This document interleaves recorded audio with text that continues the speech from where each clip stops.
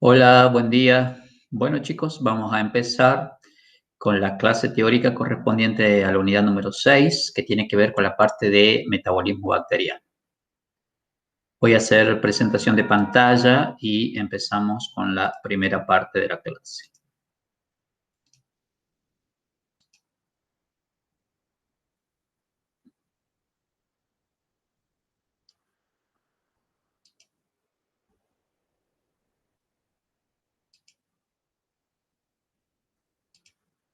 Bueno, en esta unidad vamos a ver básicamente todo lo que es la fisiología bacteriana, cuáles son las condiciones físicas y químicas apropiadas, el ciclo de vida de un microorganismo y las actividades bioquímicas que ocurren dentro de una célula. Eh, Puede ser una bacteria, puede ser un hongo, puede ser una levadura, pero bueno, el enfoque de esta unidad básicamente es a nivel de bacterias, ¿sí? Digamos, nosotros en la clase anterior ya habíamos visto todo lo que eran los requerimientos nutricionales para que un microorganismo pueda crecer.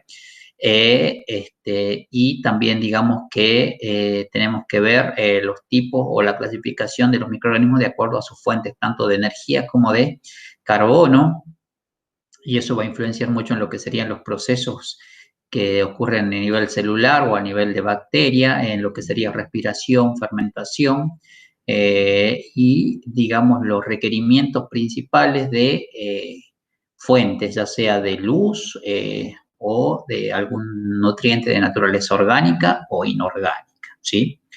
Bueno, entonces, digamos, vamos a empezar con el concepto de lo que es fisiología bacteriana, donde dice que la misma comprende el estudio de las funciones realizadas por la bacteria, o sea, tiene que ver, digamos, con todos los procesos bioquímicos que van a ocurrir dentro de una bacteria.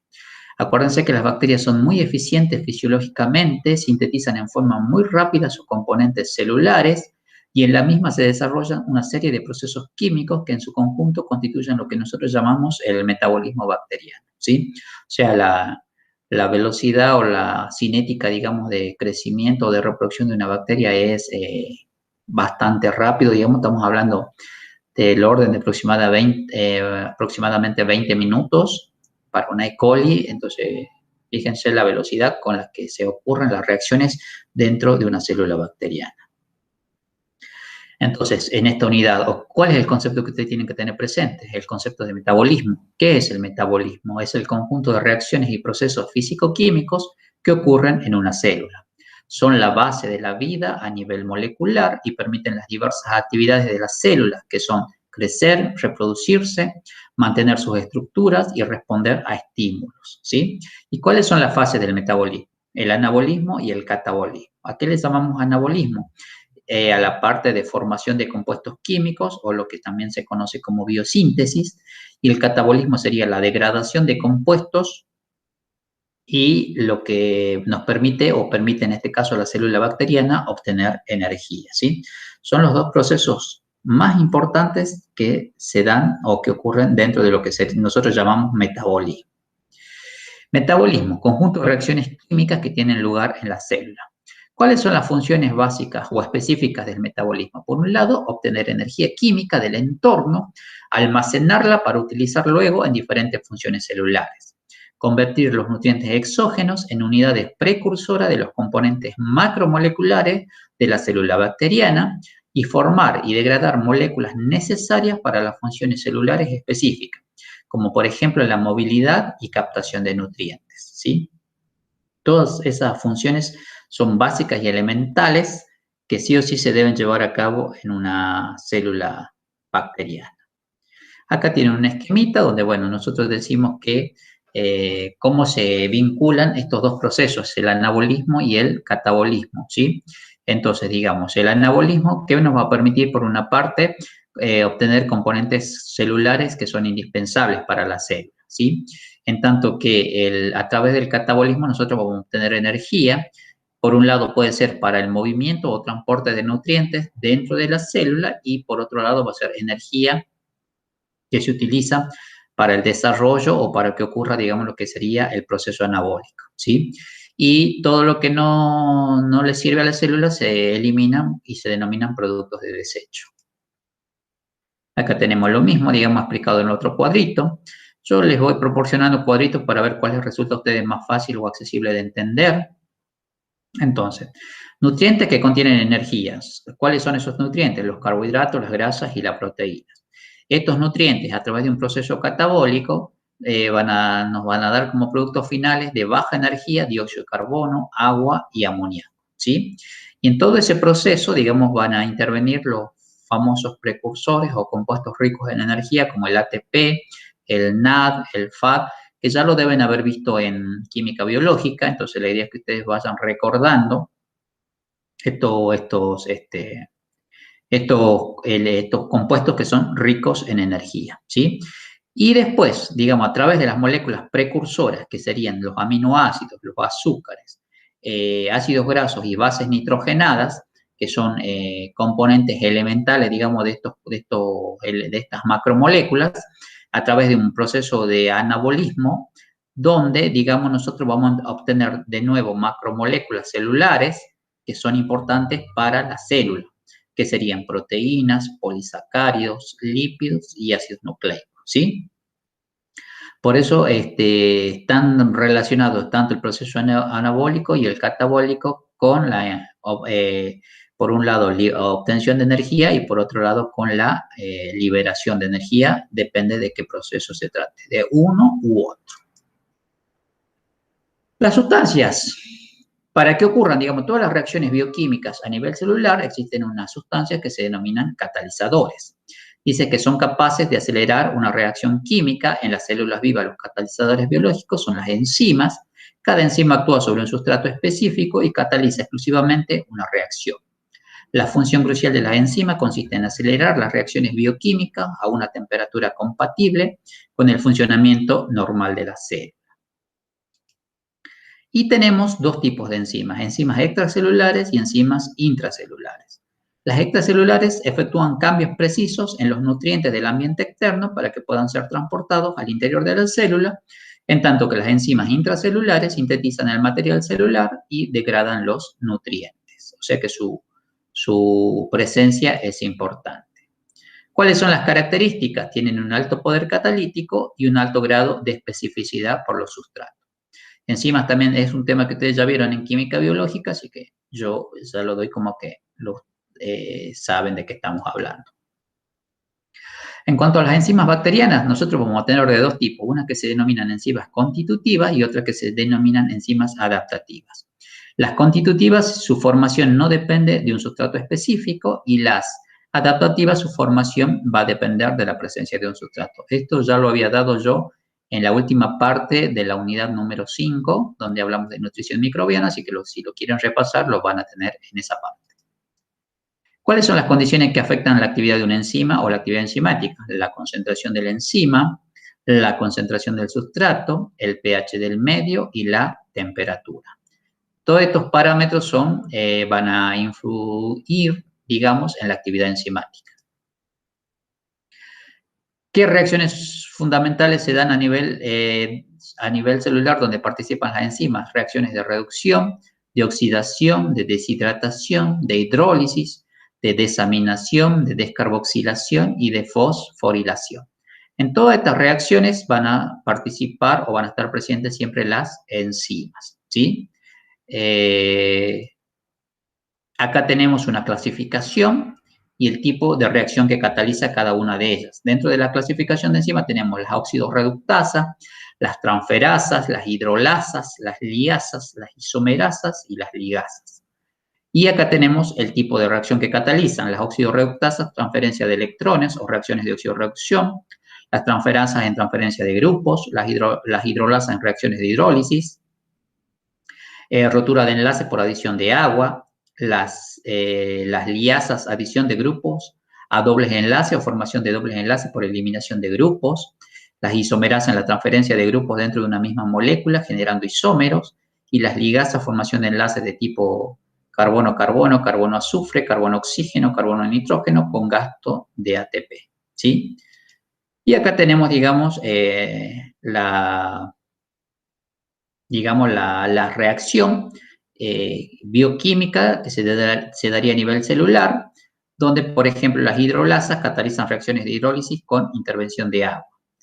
Entonces, digamos acá, la D-glucosa 6-fosfato en presencia de agua, a través de una enzima que se denomina glucosa 6-fosfatasa, me va a dar una D-glucosa más fosfato, más un grupo fosfato, ¿sí? Bueno, y así tienen, digamos, todos los procesos para el caso de las liasas, de las transferasas. Yo se los dejo para que lo lean. Si ustedes tienen alguna duda, me preguntan. Acá tenemos lo mismo para las isomerasas, para las oxidorreductasas y para las sintetasas o ligasas. Bien, y después tenemos que repasar lo que eran los famosos grupos nutricionales, que ya lo vimos en la unidad anterior, donde hablamos de fotótrofos o fotoautótrofos, fotoheterótrofos, quimioautótrofos y quimioheterótrofos, donde, de acuerdo a la denominación que tenga cada grupo de microorganismos, en cuanto a sus características nutricionales, vamos a hablar de fuentes de carbono de origen orgánico o inorgánico y de fuentes de energía que pueden ser luz o también compuestos orgánicos o compuestos inorgánicos, ¿sí? Eso es importante que ustedes recuerden o manejen esa terminología en lo que es la parte de microbiología general. Después tenemos lo que sería la clasificación del metabolismo, ¿sí? A nivel bacteriano o nivel celular.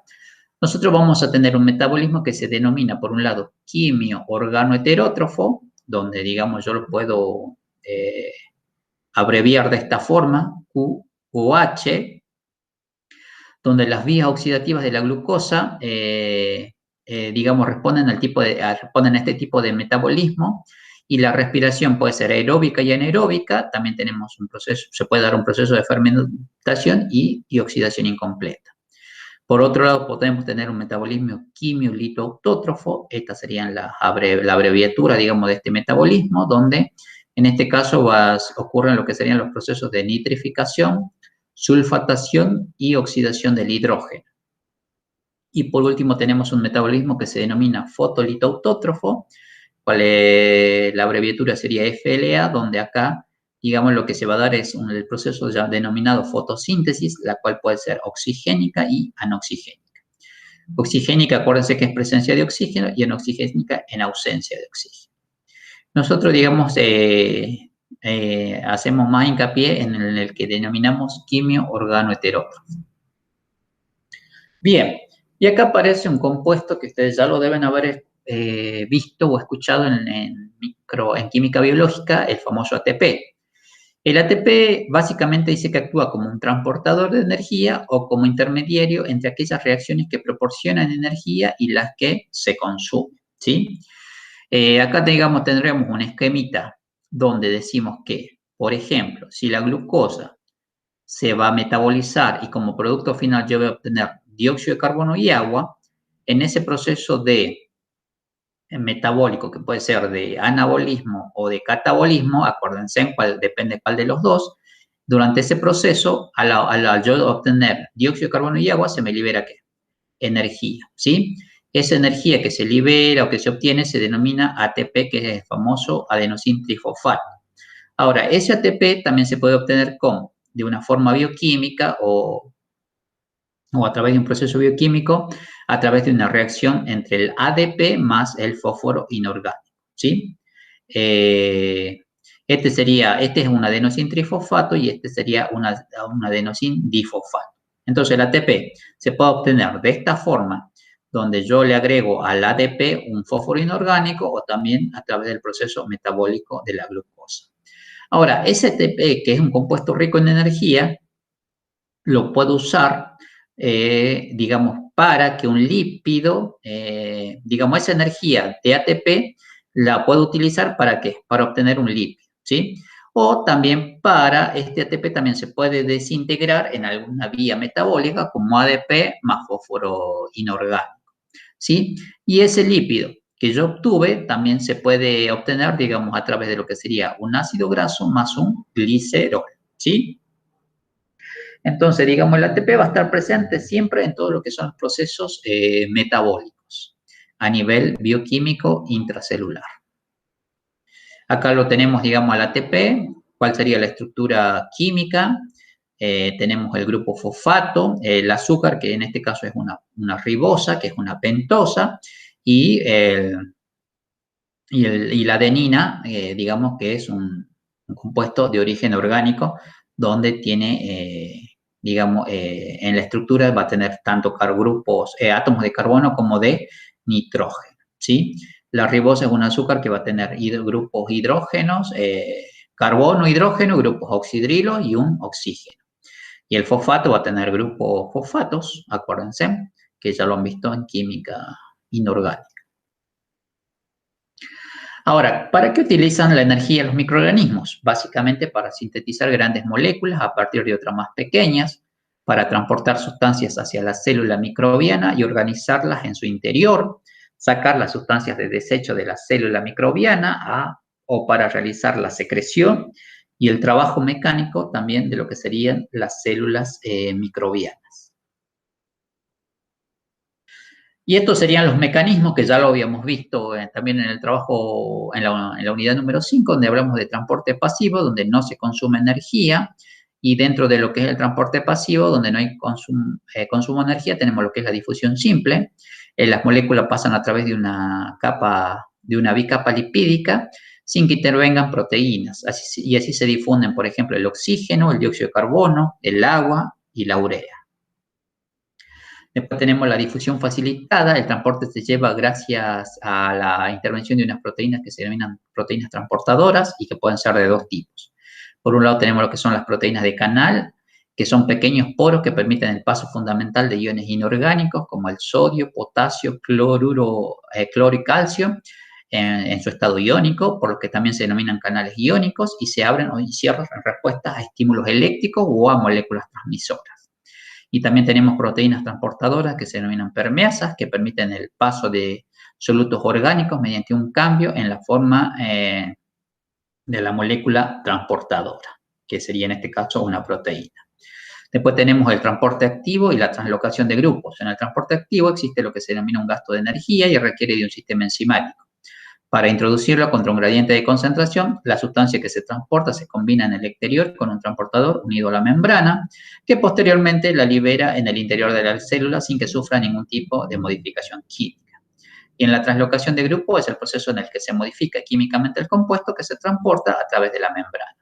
Los ejemplos mejor conocidos de este tipo de transporte incluyen a la glucosa, manosia fructosa, la N-acetilglucosamina y beta-glucósidos, que son fosforilados durante el transporte mediante un sistema de fosfotransferasas, que también ya lo habíamos visto. Acá tienen lo que sería, digamos, los tipos de transporte, el transporte pasivo y el transporte activo, donde acá hay donde para el transporte activo se requiere un gasto de energía, ¿sí? Y en este caso tenemos lo que serían las proteínas transportadoras o proteínas y por otro lado también tenemos las proteínas de canal. Y el otro mecanismo es la difusión simple, que es por digamos que no requiere de proteínas para el ingreso de las sustancias a la célula. Y esto sería, digamos, la famosa translocación de grupo, donde tenemos, por ejemplo, el sistema fosfonolpiruvato, fosfotransferasa de azúcares, que se denomina PEP, el cual el PEP más un azúcar en el exterior me va a dar, digamos, piruvato más el azúcar unido a un grupo fosfato en el interior. Esa sería la reacción o lo que ocurre, digamos, en lo que nosotros denominamos translocación de grupo. Bien, y los procesos por los cuales los microorganismos obtienen su energía son, por un lado, la fotosíntesis, por otro lado, lo que denominamos quimiosíntesis y por otro lado, lo que denominamos respiración.